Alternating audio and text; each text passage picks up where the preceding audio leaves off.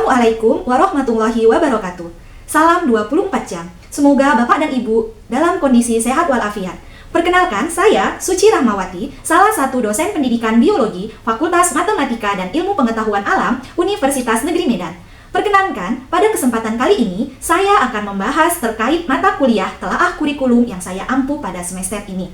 Pada mata kuliah telaah kurikulum ini juga, saya menggunakan metode DIA yang mencoba untuk berfokus pada student center learning, blended learning, dan diskusi kelompok serta studi kasus. Video yang saya buat ini untuk memenuhi salah satu persyaratan sertifikasi dosen, yaitu pernyataan diri dosen dalam unjuk kinerja Tridharma Perguruan Tinggi atau PDD UKT PT pada khususnya. Di aspek pengajaran mata kuliah telaah kurikulum merupakan mata kuliah wajib bagi mahasiswa semester 2 pada prodi Pendidikan Biologi Unimed.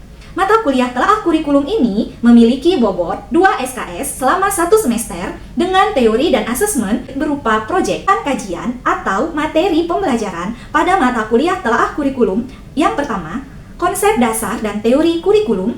Yang kedua, sejarah perkembangan kurikulum di Indonesia. Yang ketiga, memahami regulasi standar nasional pendidikan dan kurikulum Indonesia. Yang keempat, menelaah panduan kurikulum merdeka dalam konteks pembelajaran abad ke-21. Yang kelima, pengembangan kurikulum satuan pendidikan atau KSP di SMA. Yang keenam, green kurikulum dan etika pemanfaatan AI dalam pendidikan biologi. Yang ketujuh, perbandingan kurikulum biologi internasional atau Next Generation Science Standard Cambridge International Curriculum OECD dengan PISA. Adapun CPL program studi pendidikan biologi yang dibebankan pada mata kuliah telaah kurikulum adalah pertama, CPL 2, yaitu menguasai konsep, teori, dan prinsip dalam bidang biologi dasar dan terapan serta perkembangan ilmu pengetahuan terkini secara komprehensif. CPL kelima, yaitu mampu berpikir kritis, kreatif, dan reflektif dalam menyelesaikan masalah pendidikan dan lingkungan serta berkelanjutan. CPL 8, yaitu memiliki komitmen terhadap pelestarian lingkungan, pengembangan profesionalisme berkelanjutan, dan pemberdayaan masyarakat melalui pendekatan saintifik dan kearifan lokal dalam bidang pendidikan biologi. Adapun CPNK yang dibebankan pada mata kuliah telaah kurikulum ini, yang pertama, CPNK 1, mahasiswa mampu menunjukkan sikap integritas, etika akademik, dan nilai-nilai kemanusiaan dalam menganalisis dan menelaah kurikulum pendidikan biologi sesuai dengan norma profesional dan sosial.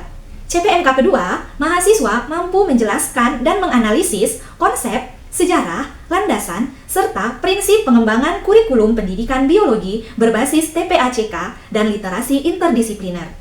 CPNK ketiga, mahasiswa mampu menganalisis integrasi coding dan kecerdasan artifisial dalam kurikulum dan pembelajaran biologi secara kritis dan kontekstual. CPNK 4, mahasiswa mampu menerapkan keterampilan berpikir kritis, komunikasi, dan kolaborasi dalam merancang telaah atau perkembangan kurikulum pendidikan IPA berbasis STEM, inquiry, literasi, dan pendidikan berkelanjutan. CPNK 5, mahasiswa mampu menghasilkan karya ilmiah atau produk telaah kurikulum berbasis digital dan kecerdasan artifisial. Deskripsi singkat mata kuliah ini mengkaji mengenai konsep, sejarah, dan pengembangan kurikulum biologi, serta analisis integrasi coding dan kecerdasan artifisial dalam pembelajaran. Mata kuliah ini membekali mahasiswa kemampuan menelaah dan mengembangkan kurikulum biologi yang relevan dengan tuntutan abad ke-21. Untuk penugasan yang akan nantinya berpengaruh pada sistem penilaian. Yang pertama, penugasan bersumber dari tugas rutin, critical journal review, dan critical book review. Di mana CBR dan CGR ini harus didasari dengan pertanyaan yang dirumuskan oleh dosen agar mahasiswa dapat menemukan sendiri pada buku atau jurnal yang dibaca sebelumnya. Kajian pustaka yang dilakukan melalui CGR dan CBR akan menghasilkan satu topik atau tema yang menarik yang memunculkan suatu problem atau perbedaan di antara sumber-sumber yang direview sebelumnya.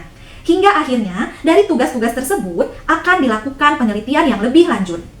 Oleh sebab itu, hal yang muncul di sini digunakanlah pendekatan atau pembelajaran case yang menjadi dasar untuk melakukan mini riset. Dari hasil mini riset, akan muncul gambaran terhadap permasalahan di awal dan akan membuahkan ide-ide baru dan rekomendasi berdasarkan hasil penelitian yang dilakukan pada mini riset. Oleh sebab itu, dikumpulkanlah ide-ide tersebut yang disebut dengan rekayasa ide. Dan harus dituntun dari permasalahan awal tadi hingga pelaksanaan mini riset dan adanya ide untuk pelaksanaan tugas proyek. Maka, yang dikumpulkan pada akhir pembelajaran hanyalah tugas proyek saja yang akan dibuat oleh mahasiswa yang merupakan akumulasi dari tugas rutin, critical book review, critical journal review, mini riset yang disusun dalam satu alur secara sistematis. Sistem penilaian pembelajaran meliputi pengetahuan, keterampilan yang terdiri dari kehadiran 5%, ujian tengah semester 20%, ujian akhir semester 25%, dan tugas portofolio yang saya jelaskan sebelumnya dengan bobot 50%. Penilaian sikap berupa soft skill yang akan langsung diinput dalam Dev Akad Universitas Negeri Medan. Baiklah, berikut video pembelajaran yang saya buat. Selamat menyaksikan. Pada pertemuan sebelumnya, kita sudah mempelajari mengenai sejarah-sejarah kurikulum. Betul atau tidak? Sampai sekarang kita sudah mempelajari namanya adalah kurikulum berapa yang terakhir? 2022 namanya. Oke, ini sudah dulu berdasarkan kelompoknya. Sudah. Silakan ini lagi.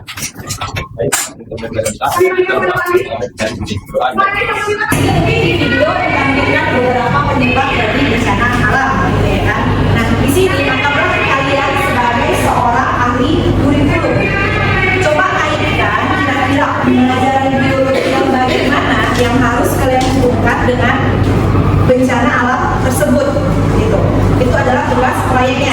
Sebelum masuk ke tugas itu, kita akan paparkan dulu apa tujuan dari pembelajaran ini. Arah pengembangan kurikulum biologi atau IPA, ya, di masa depan dengan bersintesis standar kurikulum internasional serta mengintegrasikan nilai kelanjutan atau green kurikulum dan etika teknologi AI guna mewujudkan transformasi pembelajaran yang adaptif dan kompetitif di tingkat global. Oke, karena semata itu ternyata bukanlah sekedar bencana alam, tetapi juga bencana pendidikan. Apa maksudnya bencana pendidikan? Anggaplah diri kalian di sini adalah sebagai ahli kurikulum. Kalian terganggu. Gimana terganggunya? Karena bencana alam tadi otomatis kan istilahnya proses belajar remaja juga terganggu, untuk sekolah pun terganggu ibu, jadi otomatis terjadilah yang namanya bencana pendidikan. Bencana itu terjadi, pendidikan juga terganggu. Mungkin libur ya sekolahnya gitu ya. Nah, bencana ini kan jadinya otomatis pada riuh gitu Bu. Jadi belajar tuh jadi waktunya hilang gitu. Oke, kegiatan belajar mengajar terganggu Bu di sini. Terakhir, oke silakan Kak, siapa namanya? Putri? Oh, Putri siapa? Kalau yang ada yang dia sebut bencana ini adalah itu termasuk itu disediakan belinya yang tidak kurang pendidikan karena pendidikan itu menyebabkan sangat mengurangkan ya. Jadi itu mungkin bagaimana kita lihat juga orang maksudnya itu ditanyakan lagi diberitahu bahwa munculan itu bukanlah hal yang baik. Oke, kata Putri maksudnya itu adalah munculnya daya-daya kritis gitu ya, siswa ya, bahwa aksi bersemangat atau pembunuhan itu adalah yang tidak baik gitu istilahnya kan. Oke, kita terima kita semua pendapatnya gitu kan. Kita kasih lagi lebih lanjut ya. Nah, mengapa dikatakan tersebut gitu kan? Nah, karena artinya pendidikan kita itu gagal. Kenapa gagal gitu kan? Gagal menjalankan fungsi dasar yang utama, yaitu membentuk cara berpikir kita gitu. Karena selama ini kita berpikir itu hanya untuk uang, mungkin seperti itu ya kan. Cara berpikir kita sudah gagal di sini. Di mana tentang alam dan manusia dan masa depan itu belum terjadi hubungan yang sinkron. Jadi saya mau setuju pendapat dari si Mutia, karena dasar-dasar berpikir kita generasi muda itu sudah tidak ada lagi. Nah, kenapa bisa terjadi? Nah, karena manusia itu menghasilkan namanya kerusakan. Bagaimana contohnya? Bagaimana kita bisa berperan untuk kerusakan tadi? Sudah kalian lakukan. Makanya kalian dikatakan mempercepat kerusakan.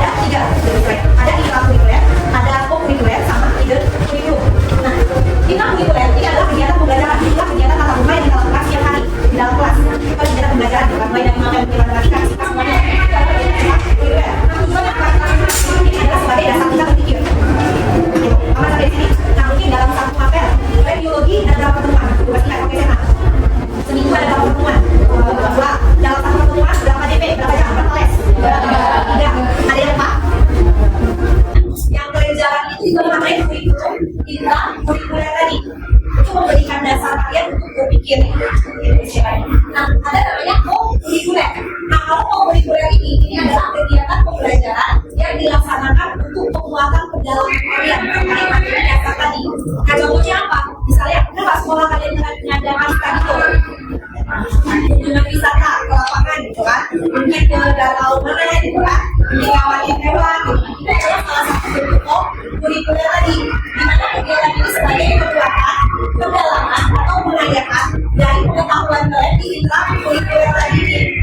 Nah, di sini sekolah juga bisa menerapkan yang namanya praktikum.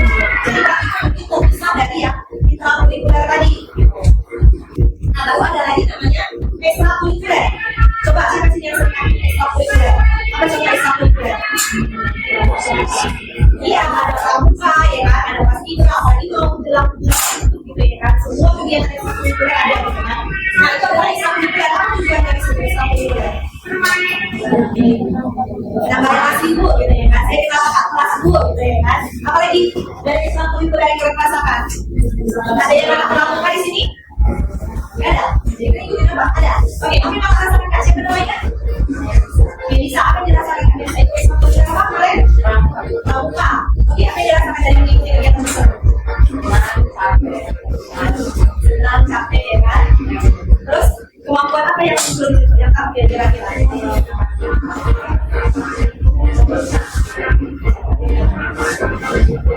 Ini kira-kira keterampilan apa mungkin yang dirasakan di situ masih ingat? Nah,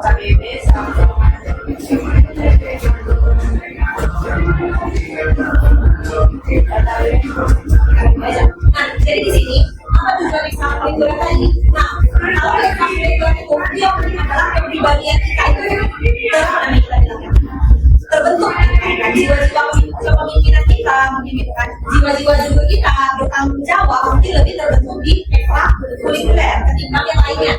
Istilahnya gini, kalau di ekstrakurikuler gitu kan, kalian kerjakan tugas jika diberikan hukuman gitu lah istilahnya. Kalau di ekstrakurikuler bertanggung jawabnya.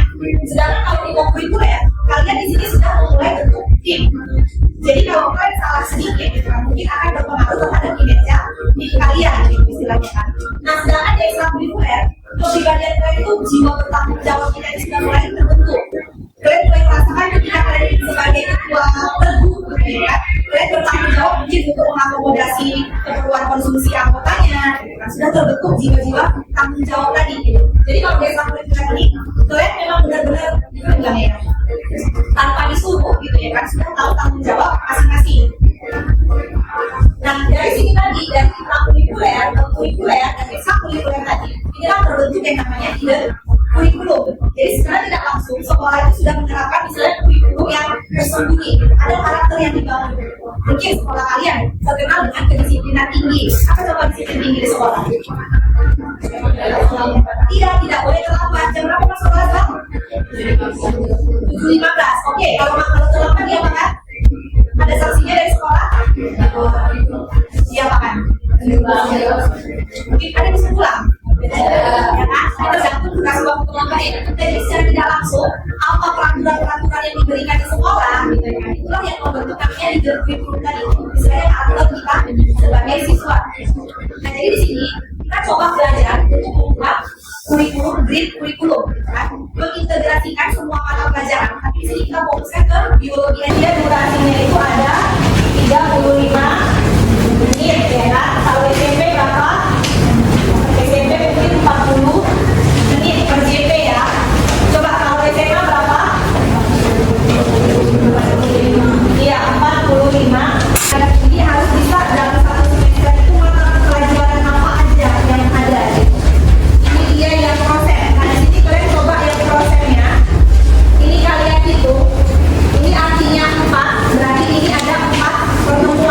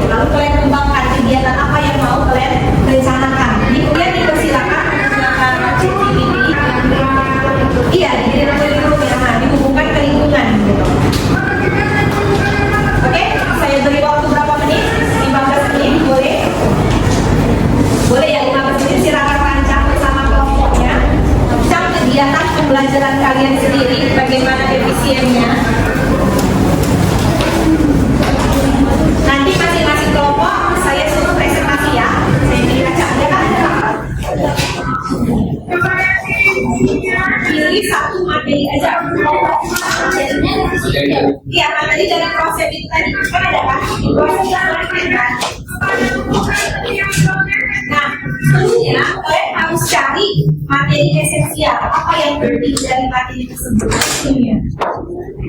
Apa yang kalian anggap penting? Oke, jadi ada tanya aman? Aman ya? Ya, materinya pilih salah satu aja.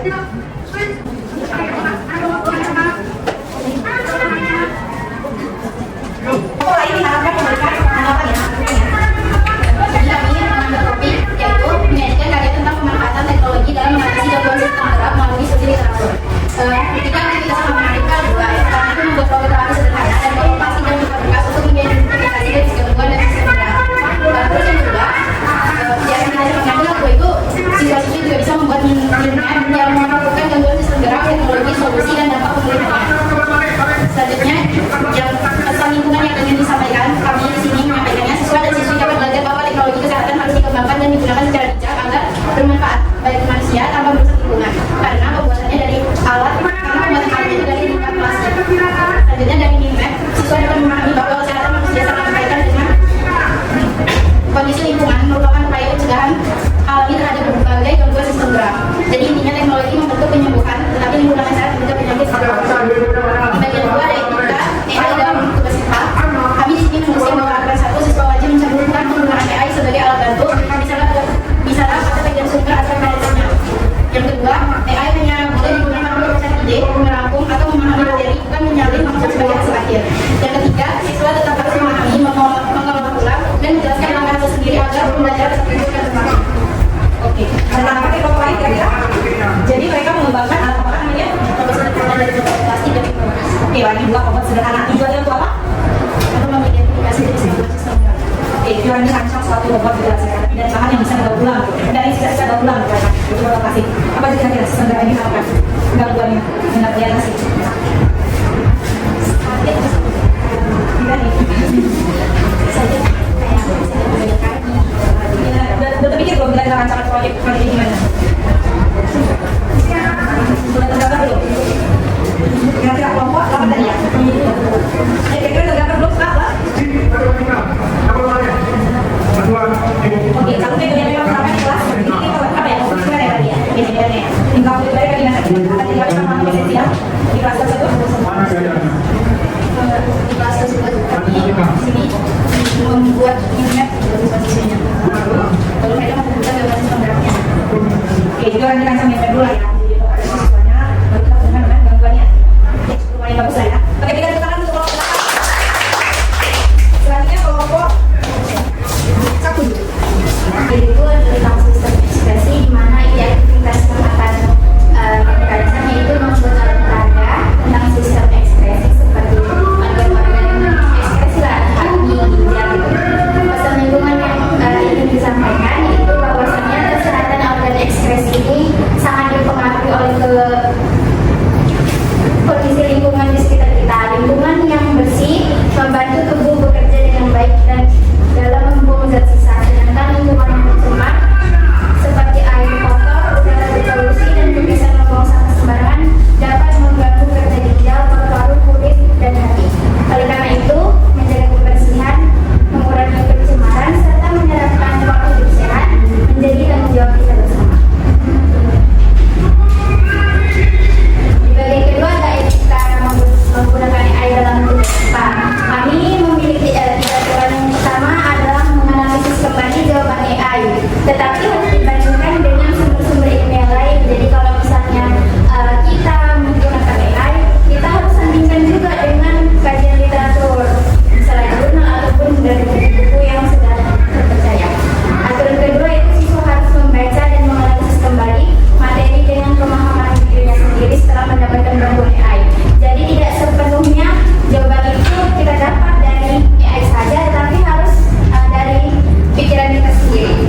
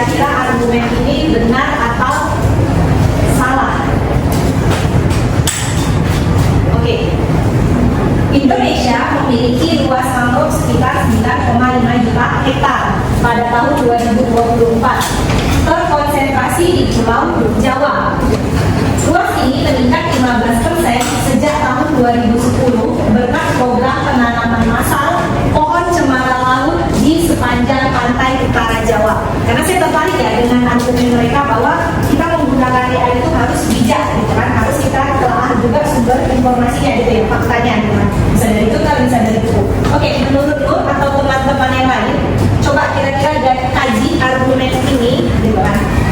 Apakah benar atau salah? Kita bahas dulu benar atau salah. Coba berapa orang yang jawab benar? Berapa orang yang jawab salah? Kita tentukan dari sekarang ya. 1, 2, 3. Yang benar berapa orang? Oke, apa yang kanan? Ya kan kita diskusi aja gitu kan. Oke, berarti argumennya sudah sejalan atau ada argumen lain? Coba silakan Bang.